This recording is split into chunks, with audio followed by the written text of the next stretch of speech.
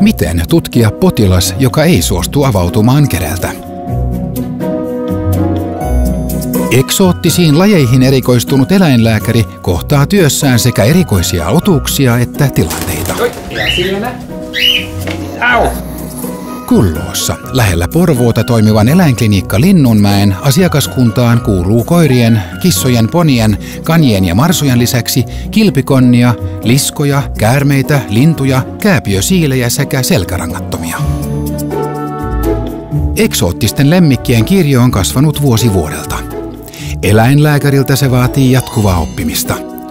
On osattava tunnistaa ja hoitaa vaivoja lajeilta, joita useimmat meistä eivät ole edes nähneet. Tärkeä osa eläinlääkärin työtä on tiedon jakaminen. Ja jos on liian tasainen, liian tuttu sama lämpötila koko aika, sitten se myös stressantuu.